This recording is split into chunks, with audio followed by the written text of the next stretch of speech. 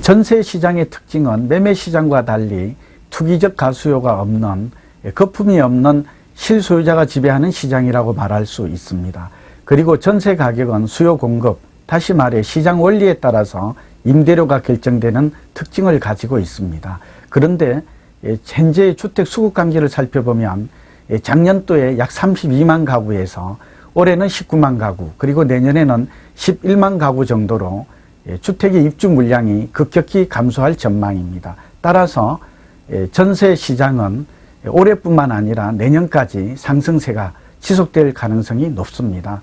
다만 올해 5월 말 기준으로 해서 김포 한강 신도시, 인천 청라지구에서 대규모 물량이 쏟아지기 때문에 5월 이후에는 비수기가 겹쳐서 전세 시장은 일시적으로 안정될 것으로 전망됩니다.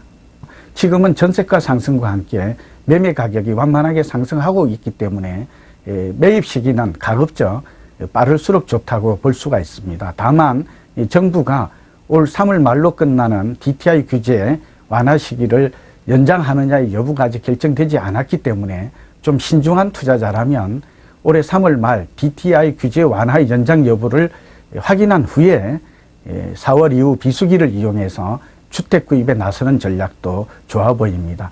최근 들어서 주택시장의 가장 큰 특징은 중대형 그런 아파트의 분양이 대세를 이루었기 때문에 현재 미분양도 주로 중대형 물량이 많은 게 사실입니다. 특히 그 수도권을 살펴보면 용인, 고양, 일산, 또 파주, 김포, 남양주 이런 지역에서 대형 평형의 아파트 분양이 많이 이루어졌고 또 이러한 대형 평형들이 일반인들이 기피하면서 미분양이 많은 것도 사실입니다. 따라서 전세를 구하는 입장에서 살펴보면 이들 지역의 대단지, 입주단지를 노려보는 것이 좋을 것으로 보입니다.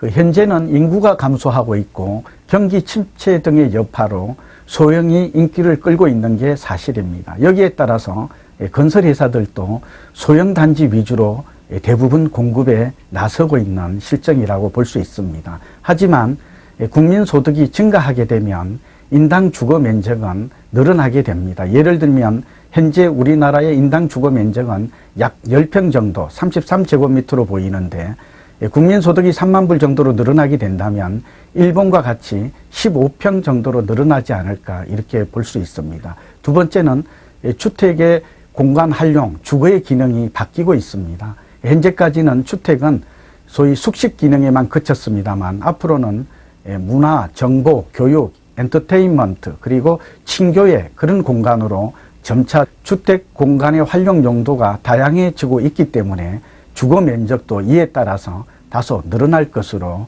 예상됩니다.